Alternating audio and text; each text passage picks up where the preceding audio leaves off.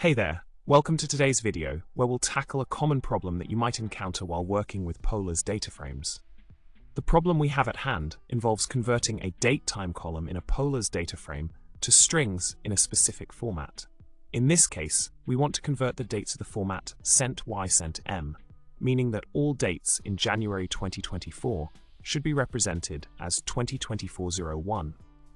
Now, let's delve into the solution for this problem.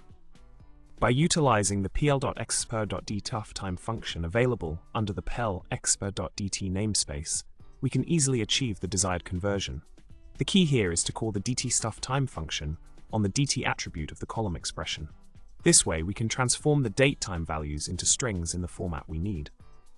In continuation with the solution, after applying the pl.Expr.dt.strftime CENT_Y_CENT_M function to the date-time column, we can see the successful conversion in the resulting data frame.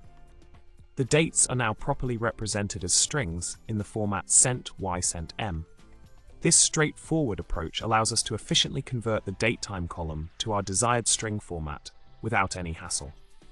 To wrap things up, we have successfully addressed the initial problem of converting a date-time column in a Polars data frame to strings in the format CENT_Y_CENT_M.